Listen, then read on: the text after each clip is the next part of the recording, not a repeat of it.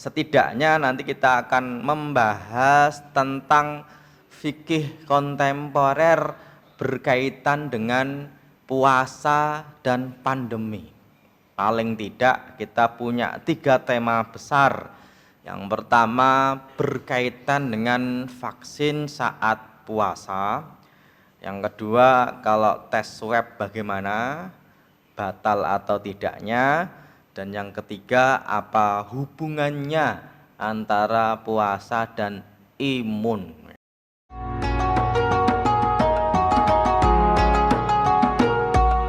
Assalamualaikum warahmatullahi wabarakatuh. Kaum muslimin dimanapun Anda berada, telah hadir channel YouTube yang berisi tentang kajian dan sangat menarik, yaitu Al-Akhbar Official. Jangan lupa like videonya, komen, dan subscribe ya. Kalau bisa juga share, dan jangan lupa nyalakan loncengnya. Semoga channel ini bermanfaat. Assalamualaikum warahmatullahi wabarakatuh.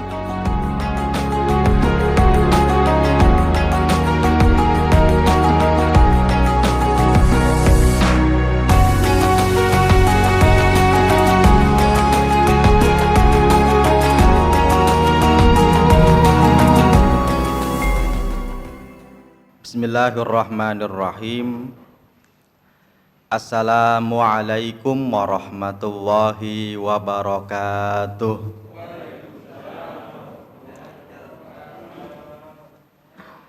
Alhamdulillahi hamdan katsiran thayyiban mubarakan fih.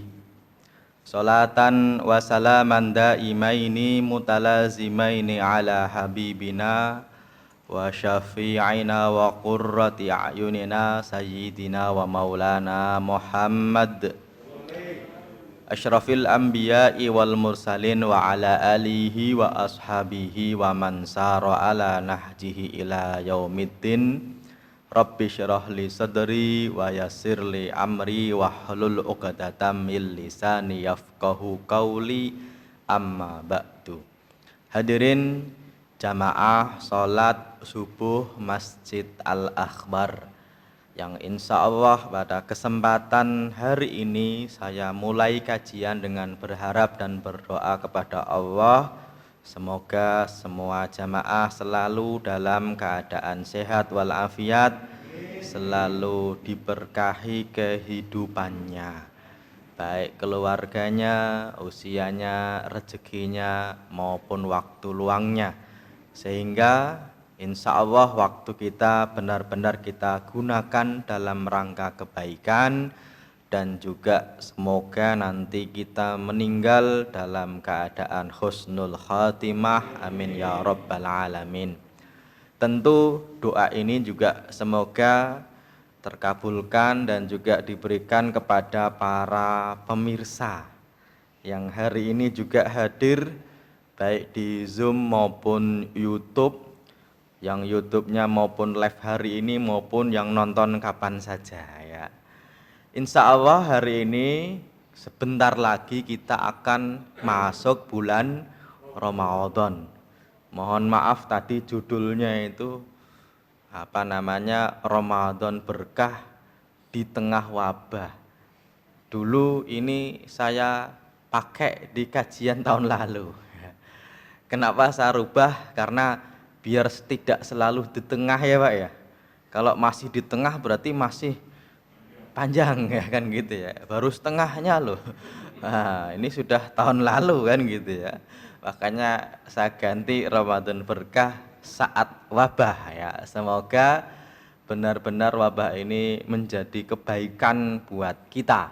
Karena kita yakin kehidupan, kematian, punya harta, tak punya harta, kesehatan dan sakit, semua itu dari Allah untuk mencoba manusia, untuk menguji manusia apakah dia bersyukur atau tidak, apakah menjadi lebih baik atau tidak.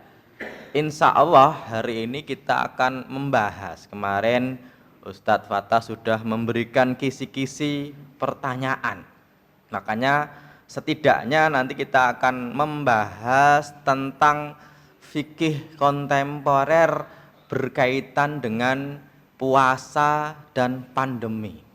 Paling tidak kita punya 3 tema besar.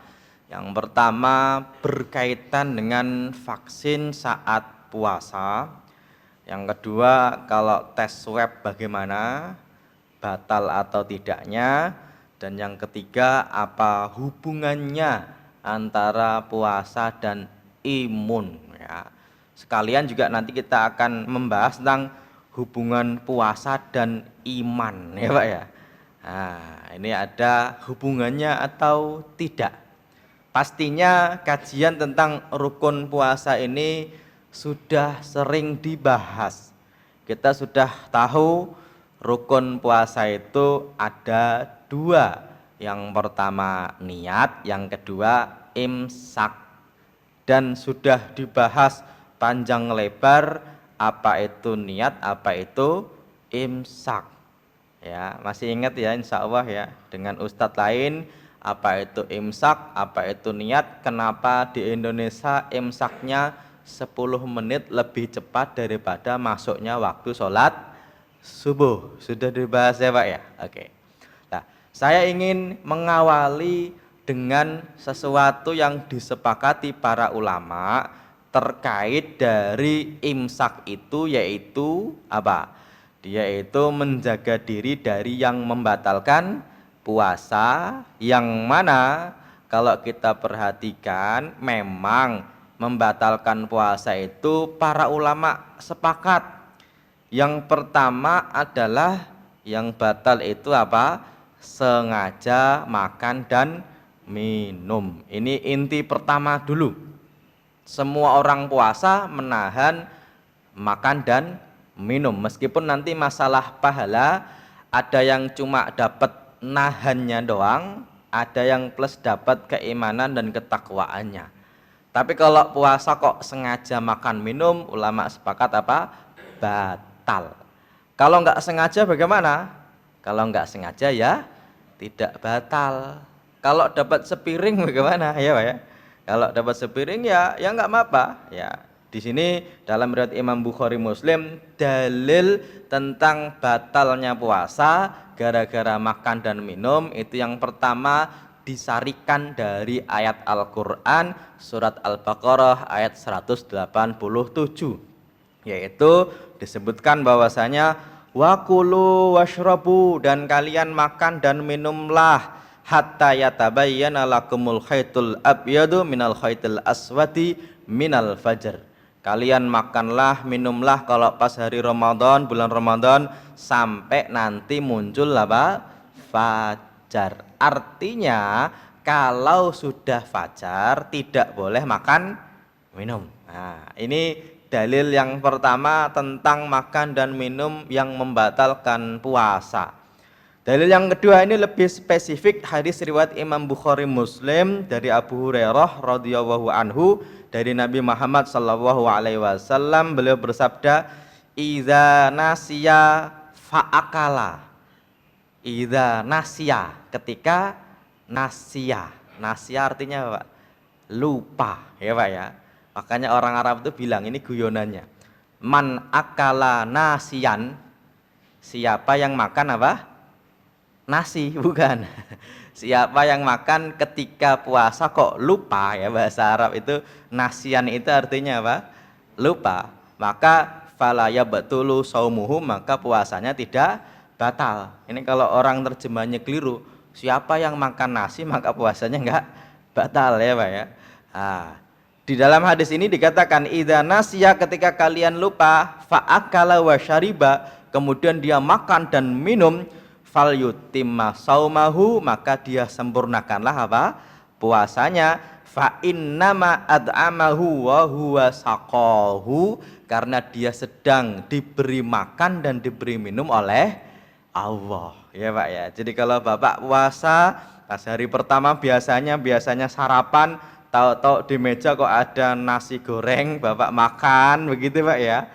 Kok lupa, puasanya batal enggak? Nah, lupa berarti tidak batal ya Pak ya. Cuma yang jadi masalah, saya pernah ditanya gara-gara hadis ini begini, Pak Ustadz, Katanya kalau orang lagi puasa kok lupa makan, itu kan katanya lagi diberi makan dan minum oleh Allah, berarti lagi diberi rezeki. Pertanyaannya begini, kalau saya Pak Ustadz lihat anak saya, lihat istri saya, lihat teman saya kok lupa pas puasa makan, saya ingetin atau tidak Pak Ustadz? Ya Pak ya, saya belum ketemu Pak, kitanya belum ketemu. Loh kok bisa kamu nanya begitu? Karena kan begini, dia kan lagi dikasih rezeki, masa kita ingetin ya Pak ya? Kalau lagi makan gitu, kita ingetin, lah inget deng, gak jadi kasih rezeki dong ya Pak ya? Nah saya belum ketemu kitabnya ya, tapi secara logika begini, ya minimal kita nanya lah, kok Ramadan kok makan, kan gitu Pak ya? Minimal nanya ya. Makanya kalau lupa jangan kalau pas dilihat orang ya Pak ya, kalau bisa lupanya pas sendiri biar tidak diingetin kan gitu ya. Kalau bisa ya, biasanya sih ya apa namanya awal-awal Ramadan itu biasanya kadang lupa gitu ya, apalagi orang yang biasa kena kerja naik motor biasanya di apa namanya joknya ada minum, biasanya kalau nyampe parkiran langsung minum ya, kadang-kadang lupa kalau itu sudah puasa gitu ya. Makanya kalau pas puasa jangan sampai jok motornya dikasih minum ya Pak ya. Nah ini berarti sengaja biar lupa loh, lupa kok sengaja.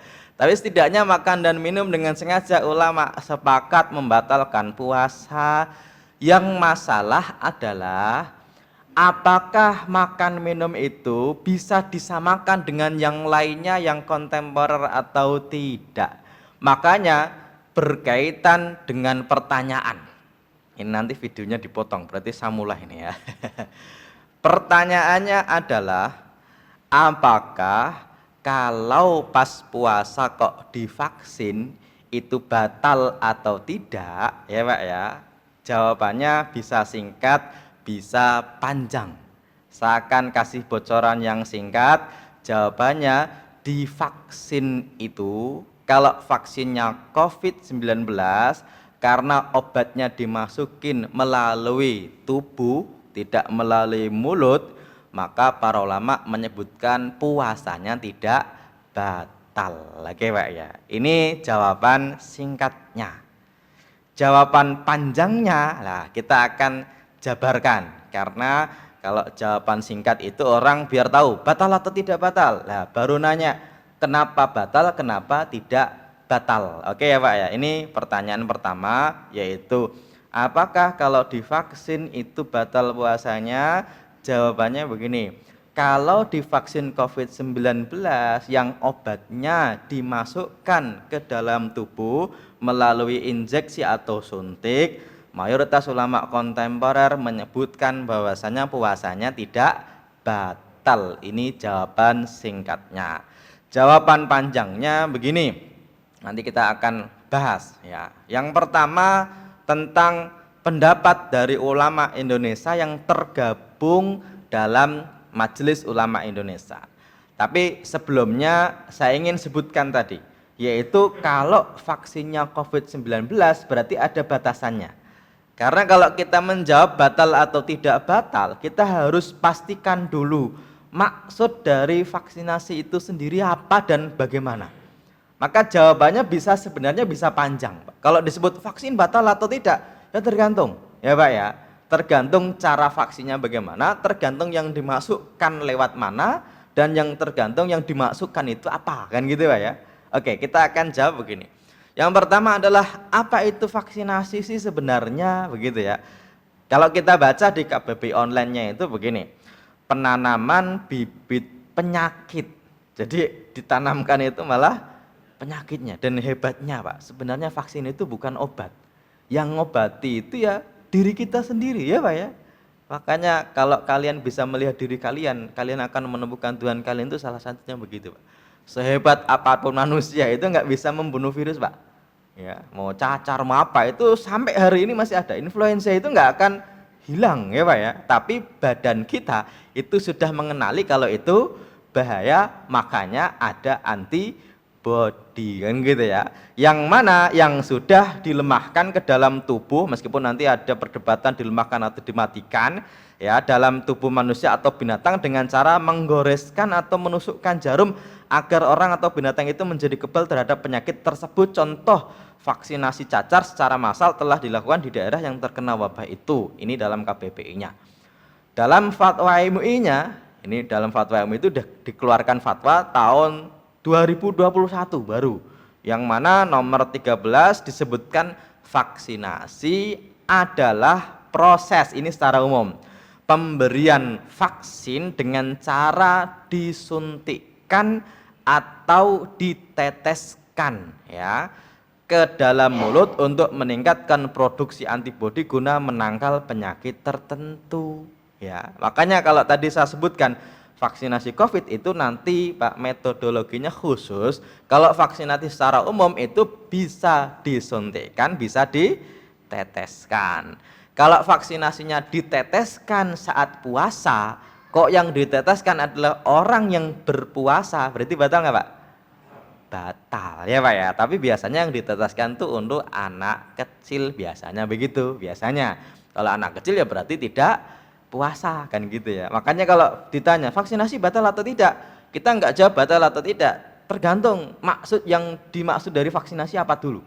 Kalau vaksinasi COVID-19 maka sebenarnya Pak itu ada dua model tadi ya, diteteskan atau disuntikkan, dan biasanya yang COVID itu pakai injeksi intramuskular, yaitu injeksi yang dilakukan dengan cara menyuntikkan obat atau vaksin melalui otot. Makanya Pak jarumnya itu masuknya dalam ya Pak ya, dia itu nggak begini, nggak nyerong, dia itu tembus ya Pak ya. Makanya ini nih melaluinya adalah otot. Makanya dalam fatwanya begini, nanti saya akan sebutkan fatwanya dan ulama klasiknya ya, karena ulama klasik itu belum tentu mereka kenal yang namanya jarum ya Pak ya, belum tentu, tapi nanti kita akan lihat persamaannya. Dalam fatwa itu disebutkan begini, vaksinasi COVID-19 yang dilakukan dengan injeksi intramuskular ya, ini nggak tahu bahasanya benar atau tidak ya, tidak membatalkan puasa, ini fatwanya ya Pak ya. Kemudian yang kedua, melakukan vaksinasi COVID-19 bagi umat Islam yang berpuasa dengan injeksi intramuskular hukumnya boleh sepanjang tidak menyebabkan bahaya atau doror. Oke, ini fatwanya. Dan rekomendasi dari fatwanya menyebutkan bahwasanya yang pertama, pemerintah dapat melakukan vaksinasi COVID-19 pada saat bulan Ramadan untuk mencegah penularan wabah COVID-19 dengan memperhatikan kondisi umat Islam yang sedang berpuasa. Yang kedua, rekomendasinya adalah pemerintah dapat melakukan vaksinasi COVID-19 terhadap umat Islam pada malam hari kalau mungkin ya Pak ya. Bulan Ramadan jika proses vaksinasi pada siang hari saat berpuasa dikhawatirkan menyebabkan bahaya akibat lemahnya kondisi fisik. Cuma masalahnya kalau malam hari Pak, petugasnya itu udah tidak kerja ya Pak ya. Nah, karena yang vaksin itu kan orang biasanya kerja tuh, kalau malam masa kerja, ya siang lah kan gitu ya Pak ya. Oke, yang ketiga adalah umat Islam wajib berpartisipasi, ini fatwanya Pak, tapi rekomendasi ya, yang mana dalam rangka program vaksinasi COVID-19 yang dilaksanakan oleh pemerintah untuk mewujudkan kekebalan kelompok dan terbebas dari wabah COVID-19. Jadi intinya kalau COVID-19 yang disuntikkan melalui otot berarti tidak membatalkan puasa. Kenapa tidak membatalkan puasa? Jawabannya pertama, karena dia tidak masuk seperti masuknya makanan, yaitu melalui rongga tubuh yang bolong nembus ke dalam mulut, hidung ya Pak ya, kuping, kemudian kubul, dubur. Yang kedua, kalaupun dia masuk tidak seperti biasanya, yang masuk adalah bukan makanan atau seperti makanan ya, karena orang divaksin itu Pak, itu kira-kira habis divaksin itu dia itu apa namanya, kenyang enggak ya Pak ya. Oke, makanya nanti akan berbeda kalau yang dimasukkan itu bukan vaksin tapi cairan yang seperti makanan ya Pak ya. Kalau ada orang sakit dia apa? Diinfus itu 3 hari 3 malam nggak makan, kuat nggak Pak? Kuat ya Pak ya, karena seperti makanan, makanya nanti akan beda hukumnya.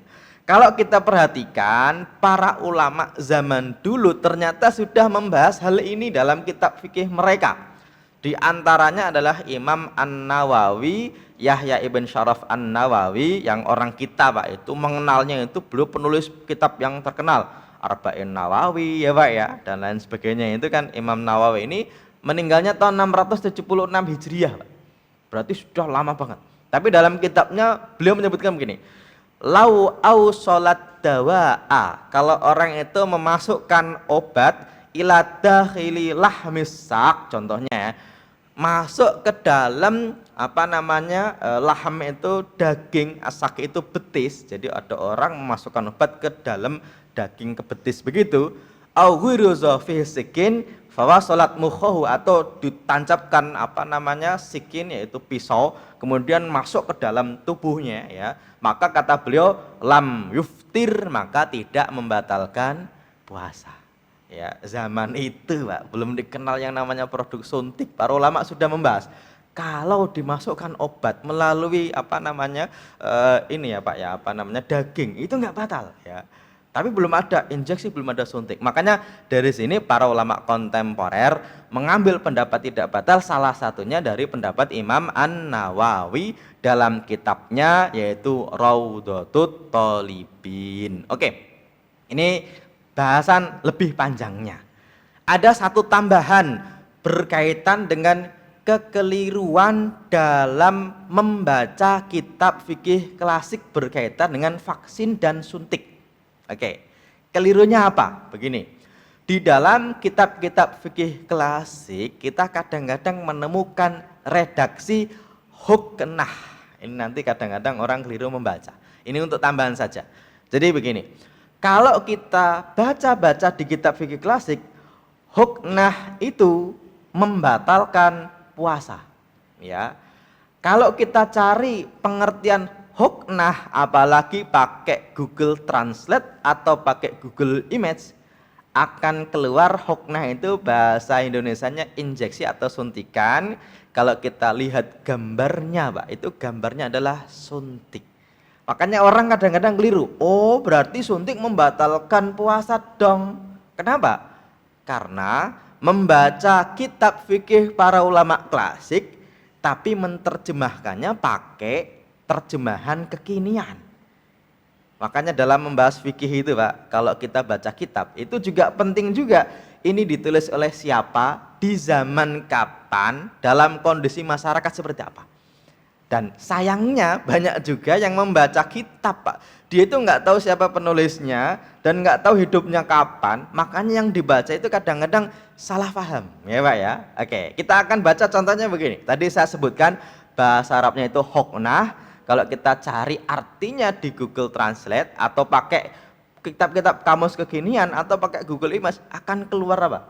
Jarum suntik. Padahal dalam kitab fikih nanti huknah itu membatalkan puasa. Makanya ada orang yang keliru ketika baca kitab, oh berarti nyuntik itu batal puasanya. Loh, itu ulama menyebutkan kan gitu Pak ya. Padahal Pak kalau kita baca-baca lagi, ini harus baca kitab nggak boleh satu buku, tapi juga kita harus menambah dari buku yang lain, plus juga kita harus tahu kira-kira maksud penulis itu apa, di zaman kapan orang itu menyebutkan itu ya. Kita akan baca misalnya nih dari pernyataan Al-Khatib Asy-Syirbini yang beliau meninggal tahun 977 Hijriyah. Di dalam kitabnya yaitu Al-Iqna' fi Halli Al-Fadhi Abi Suja, beliau menyebutkan wasani, yang kedua yang membatalkan puasa adalah al-huknah. Berarti yang kedua membatalkan puasa apa? Al-huknah. Ketika kita cari huknah itu artinya apa? Ternyata injeksi atau suntik. Wah, berarti suntik membatalkan puasa. Cuma kita harus pahami wahia huknah itu bidhammil muhmalah, haknya dhammah ai idkhalu dawa'in, memasukkan obat au nahwihi atau sejenis obat fit duburi. Di mana? Dubur ya Pak ya. Fatakbiru bi anna min ahadis sabilan fi tajawuz fataktir fi batinil ihlal wa idkhalu udin au nahwi fihi muftirun. Maka itu termasuk membatalkan puasa. Tapi huknah di sini maksudnya adalah apa? Memasukkan sesuatu ke dalam dubur. Oke ya. Makanya dubur ini termasuk bolongan yang masuk ke dalam tubuh, dan para ulama menyebutkan ini termasuk yang membatalkan puasa. Loh, kok bisa membatalkan puasa? Karena disamakan dengan makan minum yang memasukkan benda ke dalam tubuh melalui mulut. Oke. Makanya dalam poin ini Pak, nanti ulama berbeda pendapat kekinian ini terkait pertanyaan yang kedua, yaitu apakah swab membatalkan puasa atau tidak. Bapak tahu swab ya Pak ya? Apa? Memasukkan ke hidung. Nah, gara-garanya ini. Nah, ya, kita akan bahas. Ini sudah pertanyaan pertama sudah aman ya. Nah, katanya kalau di YouTube itu kalau pertanyaannya dipotong kemudian jawabannya singkat itu orang lebih senang untuk menontonnya ya Pak ya. Kalau Bapak ini 1 jam penuh insya Allah dapat ilmu yang lebih banyak ya Pak ya. Nah, meskipun agak ngantuk-ngantuk dikit nggak apa-apa ya Pak ya. Ya, yang namanya ngantuk dikit, kalau banyak namanya tidur ya Pak ya. Oke, ini yang pertama berkaitan dengan vaksinasi COVID batal atau tidak. Kita baca kitabnya ya pakai pengertian yang pas, bahwasanya kitab ini dikarang oleh siapa, jangan sampai keliru, dan ulama mayoritas kekinian menyebutkan vaksinasi COVID tidak membatalkan puasa. Oke. Nah, tadi yang saya sebutkan, kalau yang masuk ke tubuh itu ke obat, maka nggak bisa disamakan dengan makan, karena masuknya bukan melalui jalur biasa, dan yang masuk itu juga bukan seperti makanan. Cuma masalahnya begini, kalau yang masuk itu makanan gimana? Ulama dulu Pak nggak kebayang memasukkan makanan kok nggak lewat mulut, nggak kebayang. Ya Pak ya. Kalau Bapak nih masukin misalnya es teh ya Pak ya melalui infus, kira-kira masuk nggak Pak? Enggak, ya masuk sih. Tapi bisa nggak? Wah seger gitu bisa nggak? Nggak bisa, jadi bahaya ya Pak ya. Nah kalau sekarang obat yang seperti makanan contohnya adalah infus. Maka pertanyaan yang berikutnya begini, yang ini pertanyaan turunan. Apakah orang yang disuntik infus itu batal puasanya atau tidak? Maka jawaban singkatnya, karena infus itu disamakan dengan makanan, maka diinfus sama dengan orang makan, maka disebut membatalkan puasa ya. Tapi pernyataan ini Pak kita tidak bisa temukan dalam kitab-kitab fikih klasik, adanya dalam fikih ulama kontemporer. Di antaranya adalah fatwa Lajnah Daimah, fatwa dari ulama-ulama Saudi, disebutkan ya juzu tadawi bil hukni fil adl wal warid lis shaim fi nahari Ramadan. Boleh nyuntik obat dengan nyuntik di siang hari Ramadan bagi orang yang puasa. Ya, ini boleh berarti tidak batal. Wala yajuzu lil shaim ta'ati hukni tagdiyah. Nah, ini bahasa Arabnya. Tapi orang yang berpuasa tidak boleh memasukkan sesuatu yang sifatnya nutrisi. Ya, tapi nutrisi untuk tubuh.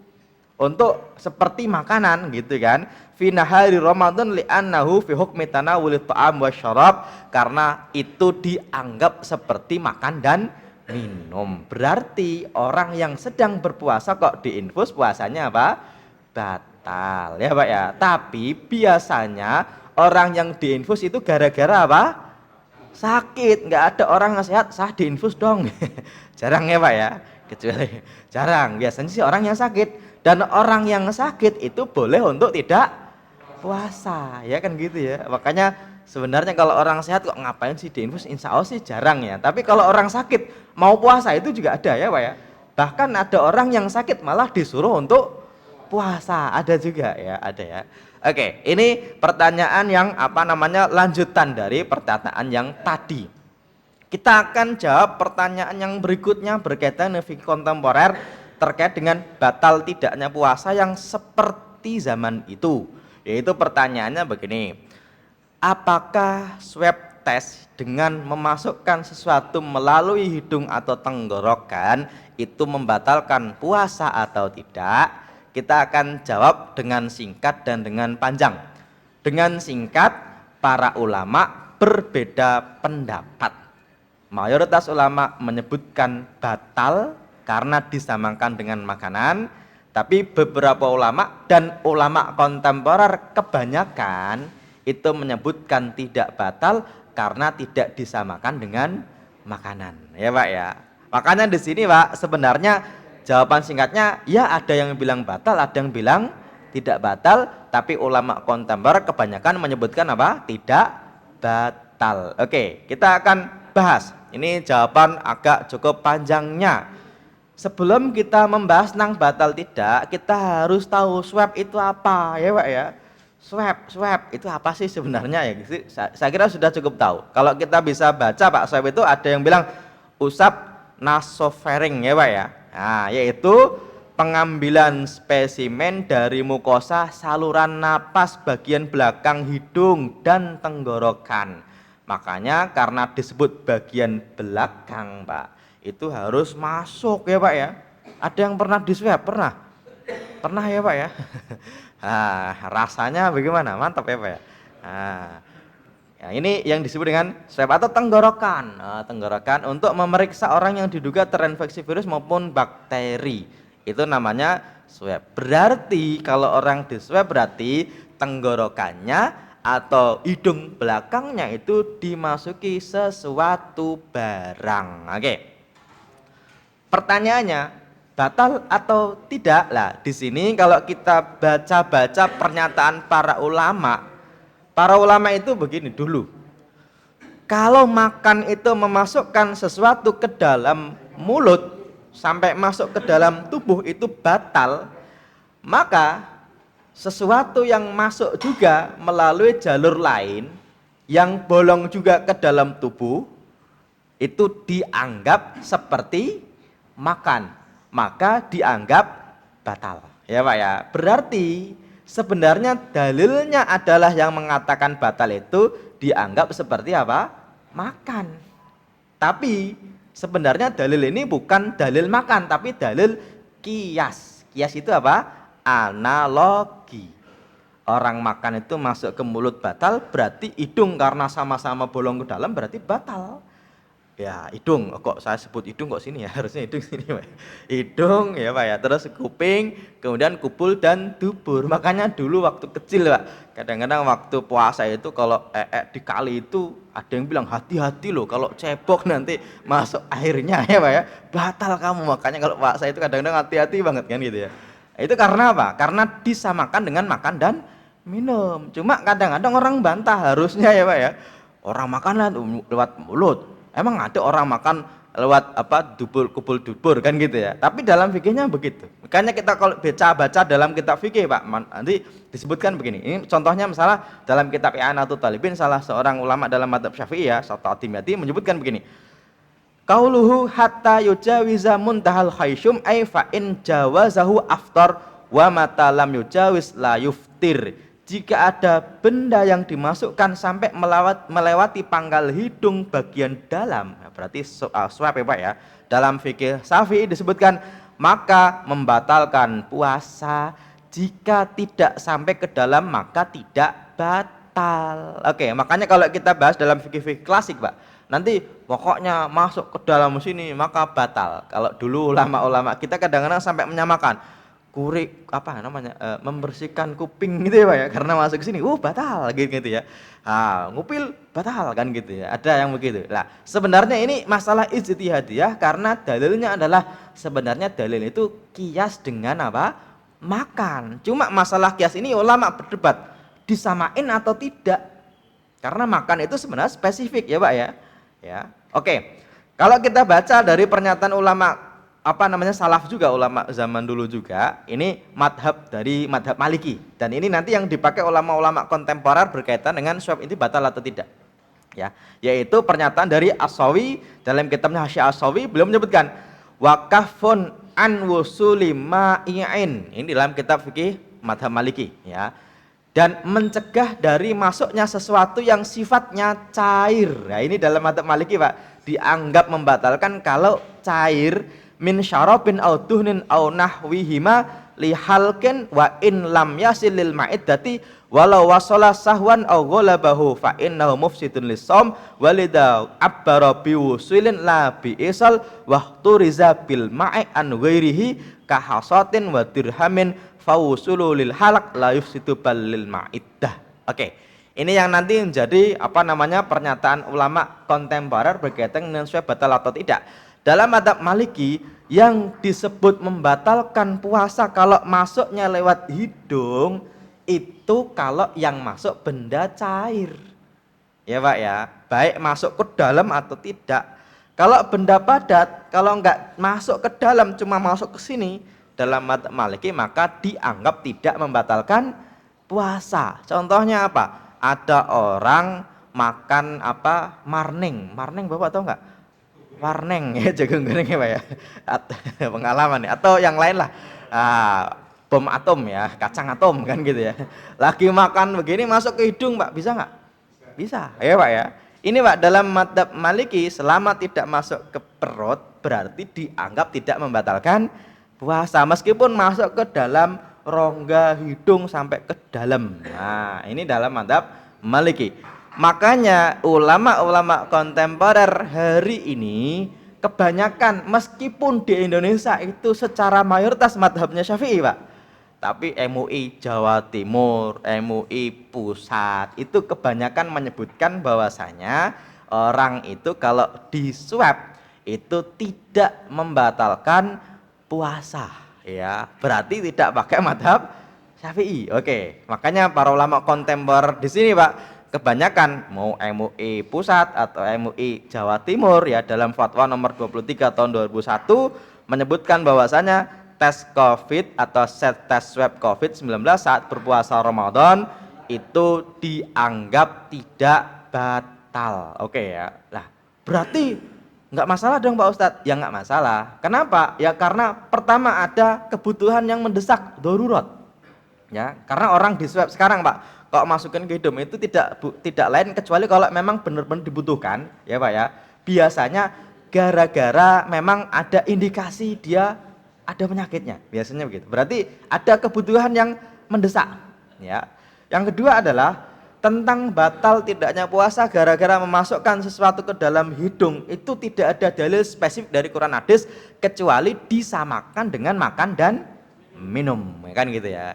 Yang ketiga adalah para ulama kontemporer menyebutkan memasukkan sesuatu ke hidung kalau swab itu cuma masuk terus keluar, tidak meninggalkan sesuatu malah mengambil sesuatu. Ya, makanya jawaban singkatnya sebenarnya swab test batal atau tidak, jawabannya para ulama berbeda pendapat, ada yang bilang batal karena disamakan dengan makan dan minum. Tapi ulama kontemporer dan ulama Malikiyah menyebutkan disebut bahwasanya karena yang masuk ke hidung itu tidak berupa benda cair dan dia tidak masuk ke dalam tubuh dalam maidah atau dalam ini perut, maka dianggap tidak membatalkan puasa kan gitu Pak ya. Oke ya, meskipun sebenarnya seharusnya semoga Bapak Ibu sekalian nggak usah pakai tes swab segala ya Pak ya. Berarti kalau Bapak tes swab berarti Bapak terindikasi kan gitu ya. Semoga sih selalu apa?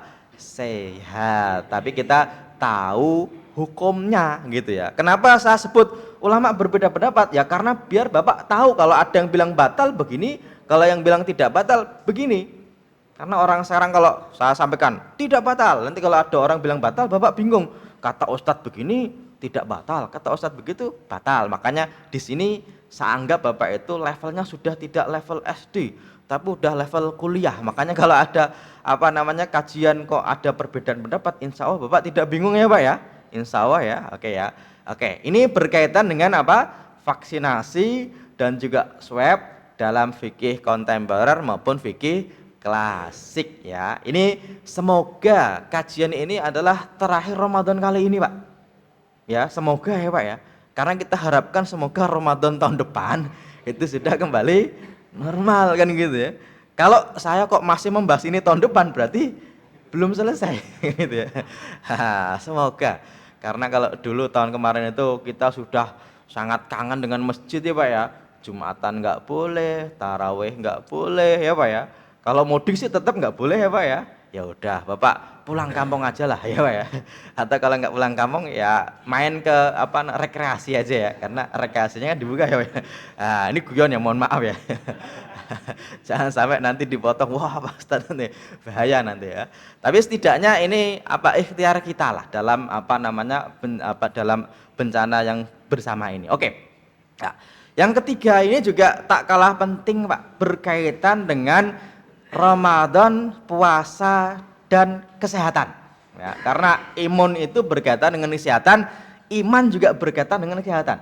Bedanya iman itu kesehatan rohani ya Pak ya, kalau imun kesehatan jasmani ya. Orang itu percaya Pak, imun itu percaya kalau ada di dalam tubuh padahal tidak bisa dilihat, tapi giliran ditanya tentang Tuhan ada atau tidak Jawabannya, saya nggak percaya karena nggak bisa dilihat. Padahal dia percaya kalau imun itu ada. Coba tunjukkan imun itu mana? Nggak ada. Oh, ada kok dalam tubuh ya, sel darah putih itu imun. Enggak, sel darah putih itu yang enggak imun ya Pak ya. Tapi imun salah satunya gara-gara ada sel darah putih kan gitu ya. Makanya orang-orang itu kadang-kadang nggak percaya Tuhan tapi dia percaya sesuatu yang tidak terlihat tapi padahal dia percaya aja kan gitu ya. Oke, kita akan bahas tentang yang ketiga yaitu puasa dan kesehatan. Oke. Berkaitan dengan puasa dan kesehatan sebenarnya begini, saya pengen menjelaskan dari awal, kita berpuasa tidak untuk sehat. Yang pertama itu, karena kadang-kadang orang keliru. Terus berpuasa untuk apa? Untuk menjalankan syariat perintah dari Allah. Artinya orang berpuasa mau sehat atau tidak sehat, yang terpenting bukan itu, yang terpenting adalah menjalankan syariat Allah ya Pak ya. Orang berpuasa itu Pak bukan biar kalian sehat, la'alakum tasihun, enggak. Di dalam Al-Quran jelas disebutkan, ya ayyuhalladzina amanu, wa orang-orang yang beriman, kutiba alaikumusyamu, diwajibkan kepada kalian puasa, kama kutiba alal ladzina min qablikum la'alakum apa? Tatakun, biar kalian itu bertakwa. Ini Pak, kenapa saya sebutkan pertama kali? Karena kadang-kadang orang itu untuk apa ya? Biar orang itu puasa, orang itu, yuk kamu puasa biar kamu sehat. Nanti dulu, orang berpuasa itu biar menjalankan syariat. Orang zakat dalam rangka menjalankan syariat. Orang itu sholat dalam rangka menjalankan syariat. Ya, kalau orang itu Pak, seorang yang beriman, kalau Allah dan Rasulnya sudah mewajibkan sesuatu, sudah memerintahkan sesuatu, maka dia itu sami'na wa ata'na ya Pak ya. Ini untuk membedakan dengan orang-orang yang dikit-dikit ini hikmahnya, ini ilatnya, ini alasannya. Kalau ini alasannya Pak, kadang-kadang nanti keliru-keliru ya. Contoh, ada orang menyebutkan, oh orang itu dilarang untuk makan daging babi, ternyata ada alasan logisnya. Kenapa? Karena daging babi itu mengandung cacing pita, yang nanti cacing pitanya itu kalaupun dimasak 100 derajat Celcius lebih, itu tetap ada, makanya membahayakan tubuh. Oke Pak ya, ada yang bilang begitu ya. Sebenarnya Pak, mau ada cacing pitanya, mau tidak, kalau Allah itu haramkan berarti tidak boleh dimakan. Karena apa? Karena orang akan punya pandangan begini, oh berarti diharamkan gara-gara bahaya ya. Berarti kalau dagingnya sudah nggak bahaya, misalnya di sinar X nanti benar-benar mati ya Pak ya, ini benar-benar dikasih apa gitu ya, berarti kan ini kan hebat, berarti nggak bahaya dong, berarti boleh dong kan gitu Pak ya. Nah ini nanti melogikakan sesuatu yang sebenarnya nggak logis itu bahaya Pak. Termasuk juga begini, katanya kalau orang itu makan babi nanti kelakuannya kayak babi kan gitu ya. Begini. Bapak kalau makan ayam itu kelakuannya kayak ayam nggak sih Pak? Enggak ya Pak ya. Makan sapi itu kayak sapi nggak sih? Enggak. Ada yang bilang makan babi nanti bodoh kan gitu ya. Pertanyaannya, orang-orang yang makan babi itu bodoh nggak sih? Ya enggak juga. Berarti kita dilarang makan babi, ya sudah Allah larang berarti kita tidak makan kan gitu ya. Ada juga yang menyebutkan, kenapa orang itu laki-laki dilarang memakai emas, kalau perempuan boleh. Ada yang bilang, oh karena hormonnya perempuan itu lebih cocok pakai emas, kalau laki-laki nggak cocok. Itu Pak bukan alasan, itu hikmah.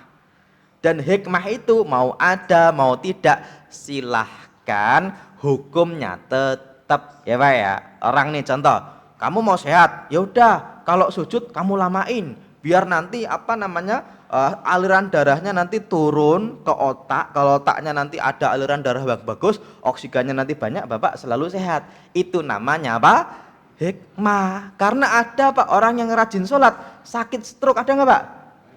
Ada ya Pak ya. Bukan berarti lantas, wow berarti nggak sehat orang sholat. Enggak. Ini kadang-kadang Pak berkaitan dengan puasa juga sama. Makanya karena saya berangkat dari agama, maksudnya berangkat dari dalil-dalil syar'i ya Pak ya. Kalau ditanya apakah puasa akan sehat, jawabannya begini, ya sudah nanya saja ke ahlinya. Ya ahlinya siapa? Yang bicara kesehatan itu ustadz atau dokter. Kalau kesehatan fisik berarti nanyanya ke dokter. dokter. Kalau kesehatan jasmani berarti nanyanya ke jasmani itu ke dokter, kalau rohani ke ustadz, kan gitu Pak ya. Oke, ini yang pertama Pak, biar kita tidak keliru dalam memahami sesuatu. Apalagi Pak, Nabi itu sering dibawa-bawa dalam rangka bisnis biar laku. Contoh, pengobatan ala Nabi ya Pak ya. Kemudian perumahan ala Nabi, parenting ala Nabi ya, semuanya ala Nabi. Bagus Pak, kalau memang dalilnya sahih dan kita menyampaikan saja tanpa membenci sesuatu yang sifatnya baru ya. Tapi kalau sampai ini loh pengobatan ala Nabi, kalau orang kok nggak memakai itu berarti tidak ikut Nabi, itu bahaya. Karena kadang-kadang Pak, yang Nabi menyebutkan seperti itu, hari ini kadang-kadang tidak berlaku karena sudah ditemukan metode yang baru. Berkaitan dengan agama, kita ikut Nabi. Berkaitan dengan duniawi, ya Pak ya, bukan berarti Nabi tidak tahu, tapi bertanyalah kepada yang ahli kalau kalian tidak tahu. Fas'alu ahla zikri in kuntum la ta'lamun. Kenapa? Karena kalau orang sudah dianggap ustadz Pak, berarti dia seperti orang pintar, apapun tahu ya Pak ya. Konspirasi tahu, politik tahu, ekonomi tahu ya Pak ya. Nah, kedokteran tahu karena sudah apa? Ustadz. Ya, padahal enggak. Ustadz itu belajarnya apa sih? Belajarnya agama. Ya, kalau belajar agama ya berarti nanyanya tentang agama. Yang sifatnya agama saja Pak, itu turunannya ada banyak. Tidak mentang-mentang LC terus dia tahu semuanya. Ya Pak ya. LC Bapak tahu ya Pak ya? Lulusan Ciputat ya Pak ya. Lulusan Cipinang ya Pak ya. Atau lucu ya, LC MA. Ada juga sekarang Pak, enggak LC MA. Ustadz MA LC. Apa? Ustadz mantan apa saja langsung ceramah ya Pak ya. Nah, ada mantan artis ya kan gitu Pak ya, langsung ceramah ya. Ustadz itu Pak bukan sebuah apa ya standar keilmuan. Jadi kita nggak bisa sebut ustadz itu berarti langsung berilmu, enggak ya kan gitu ya. Ustadz itu nggak standar keilmuan, nggak bisa disebut ustadz. Oh ini ahli apa? Nggak bisa. Yang LC aja Pak, itu juga ada.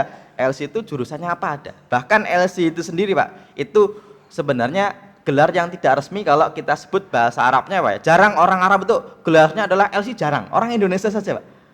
Karena orang Arab itu S1 nggak pakai gelar, yang pakai gelar itu S3. Ya, S2 itu pun nggak ada gelarnya. Kalau doktor ya baru.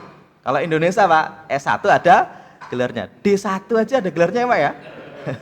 Nah, di Indonesia itu gelarnya itu panjang gitu ya. Kalau orang Arab nggak. Kalau belum dokter belum ada gelar. Lah, lisans itu Pak, itu S1 semua jurusan. Jadi kalau ada Ustadz kok LC, Bapak, oh Pak Ustadz LC ya? Iya berarti ahli. Ya tergantung LC-nya apa dulu ya Pak ya. Kalau jurusannya kok teknik mesin, kalau kuliahnya di Saudi berarti gelarnya apa? LC teknik mesin. Kalau suruh ngisi fikih, ngisi hadis, ya nggak pas kan gitu Pak ya. Tapi kalau bisa bahasa Arabnya iya, karena LC karena lulusan Arab berarti pakainya pakai bahasa Arab. Seperti Bapak kuliah teknik di Amerika, itu bahasa Inggrisnya pinter Pak.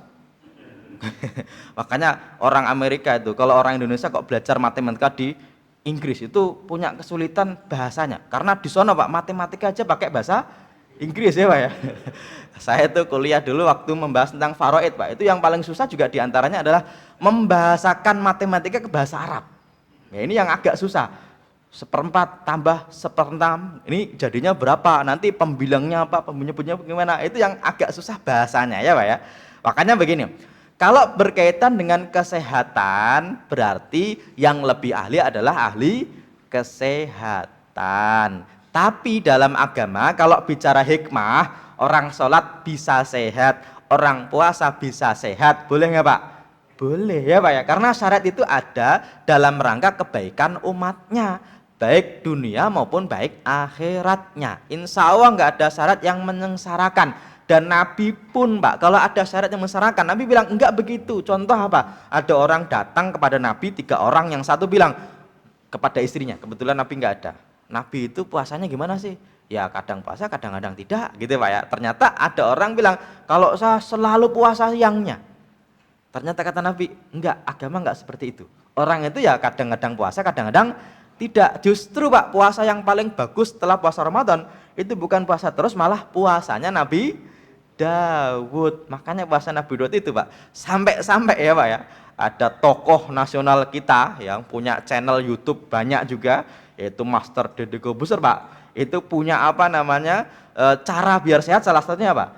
Sehari makan, sehari tidak, kan gitu Pak ya, seperti Nabi Daud gitu ya. Tapi kalau kita puasa Nabi Daud itu dalam rangka taat perintah agama. Tapi kalau gara-gara puasa kok sehat, ya alhamdulillah gitu ya. Karena kadang-kadang begini, ada dua model yang kurang pas. Kurang pasnya begini, ada orang takut puasa karena dikhawatirkan imunnya hilang atau imunnya menurun. Ya, yang pertama itu, saya nggak puasa khawatir imun saya turun gitu ya. Yang kedua, ada juga orang yang berpuasa biar imunnya naik. Oke, kedua-duanya bisa salah, bisa benar. Ya, tapi kalau orang itu kok sehat, kok puasa khawatir imunnya turun, itu sebenarnya ngarang saja ya Pak ya. Buktinya orang Islam berpuasa Pak ya, itu juga nggak lantas pada sakit ya. Makanya kalau dianggap puasa itu menyebabkan orang imunnya turun, malah saya baca di ahli gizi kedokteran UGM itu mengeluarkan apa namanya beberapa tulisan yang menyebutkan bahwasanya orang itu Pak harus apa namanya, biar salah satunya ya, biar sehat itu salah satunya adalah mengatur pola makan. Dan puasa itu sebenarnya tidak makan. Bukan. Puasa itu sebenarnya bukan tidak makan, tapi menggeser waktu makan ya. Yang mesin saja itu butuh untuk diistirahatkan, apalagi perut yang Nabi menyebutkan sesuatu tempat yang paling jelek untuk selalu diisi adalah perut. Mamala adamiyun wi'an syarron min batnihi. Makanya Nabi menyebutkan kalau bisa perut itu kalau mau ya udah, kalau memang harus diisi maka dibagi menjadi apa? 3 ya Pak ya. Setengahnya untuk makan, setengahnya untuk minum, setengahnya untuk nafasnya, kan begitu ya. Oke, ini yang disebutkan oleh Nabi. Adapun dalil yang digunakan untuk menyebutkan bahwasanya puasalah maka kalian akan sehat, ini hadis sangat terkenal Pak. Sumu tasihhu ya Pak ya. Sebenarnya Pak, kalau tadi ya saya sebutkan bahwa ala-ala Nabi itu bisa bahaya bisa tidak, tergantung. Kalau hadisnya sahih silakan sampaikan, kalau hadisnya tidak valid maka hati-hati, khawatirnya berbohong atas nama Nabi. Kalau berbohong atas nama Nabi, yang pertama bahayanya di akhirat, yang kedua kalau sampai ada malpraktek, kalau sampai ada kekeliruan, yang disalahkan bukan cuma orangnya tapi nabinya ya Pak ya. Orang itu Pak poligami bawa-bawa apa? Nabi. Giliran anaknya ditelantarkan, istrinya diceraikan, nabinya ke bawah nggak Pak? Ke bawah-bawah ya Pak ya. Kalau Bapak mau menuruti sahabatnya pengen nikah 3-4 silahkan ya Pak ya.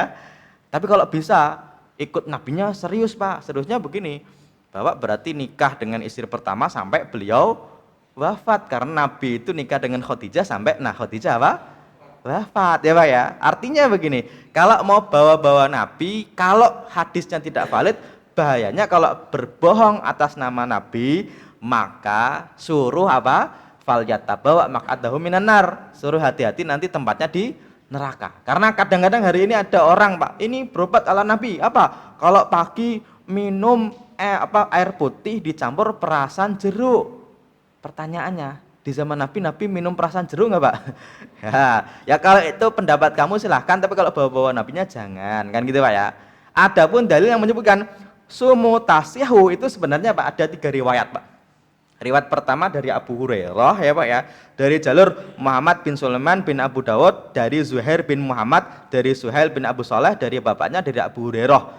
Para ulama menyebutkan ini diriwayatkan oleh Al-Ukaili dalam kitab Ad-Du'afa Al-Kabir atau Baruni dalam kitab Al-Mujam' Al-Awsat, dan juga diriwayatkan oleh Abu Urubah Al-Harrani, yang mana Imam At-Tabari menyebutkan lam yurwa hadal hadisu an Suhail bihadzal lafzi illa Zuhair bin Muhammad, atau lam yarwi hadal hadisa an Suhail bihadzal lafzi illa Zuhair bin Muhammad. Dan para ulama menyebutkan hadis ini dianggap dhaif ya. Kenapa dhaif? Pertama, Imam Al-Hafidz Al-Iraqi dalam kitab Takhrij Ihya Ulumuddin, memang hadis ini Pak ada di dalam kitab Ihya Ulumuddin, disebutkan bahwasanya min hadis Abu Hurairah bisanadin dhaifin. Jadi Al-Hafidz Al-Iraqi, beliau ulama apa namanya yang mengkritisi, yang meneliti ulang hadis-hadis dalam kitab Ihya Ulumuddin, beliau menyebutkan salah satu hadis dhaif adalah hadis yang menyebutkan sumu tasihhu, puasalah maka kalian akan sehat ya Pak ya. Riwayat yang kedua, hadis yang kedua yaitu dari Ibnu Abbas.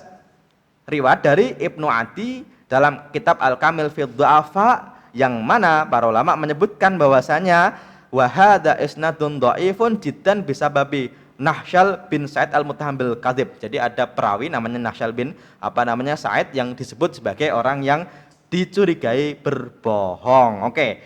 Hadis yang ketiga dari Ali bin Abu Thalib. Jadi hadisnya tidak cuma satu riwayat tapi ada tiga. Tapi para ulama menyebutkan ketiganya itu ada masalah dalam sanadnya, ya Pak ya. Jadi kalau menyebutkan puasalah maka kalian akan sehat, kebanyakan ulama menyebutkan hadisnya adalah apa? Dhaif. Tapi bukan berarti kalau orang berpuasa tidak sehat, ya. Orang berpuasa bisa sehat, bisa sakit, ya Pak ya. Bisa orang sakit berpuasa lantas sehat, bisa orang sehat berpuasa lantas sakit, ya Pak ya. Bisa orang sakit itu berpuasa tambah sakit dan lain sebagainya. Tapi intinya sebenarnya tidak ada hubungan yang spesifik antara puasa dan sehat. Tapi yang pasti orang sehat wajib puasa, orang sakit boleh tidak puasa, ya Pak ya. Tapi semoga dengan kita menaati syariat Allah, kita benar-benar diberi kesehatan oleh Allah. Orang yang sholatnya rajin, puasanya rajin, insya Allah hidupnya teratur, ya. Kita itu Pak, manusia itu makannya diatur, tidak makan juga diatur, ya Pak ya. Oke ya. Makanya ini Pak berkaitan dengan kajian kita kali ini karena sudah waktunya. Jam antum yang benar yang mana? Yang itu atau yang ini? Kok beda semua ya Pak ya? Jam 5 kurang atau lebih? Yang benar itu ya. Oke, saya kira ini yang bisa saya sampaikan. Kita buka sesi tanya jawab, gimana Ustadz? Atau mau lanjutan sedikit? Oh, tanya jawab ya. Oke, itu yang bisa saya sampaikan. Silahkan jemaah, bagi yang mau bertanya via Zoom silahkan, atau yang di sini juga silahkan. Saya kembalikan kepada Pak Ustadz, mungkin mau membuka sesi tanya jawabnya.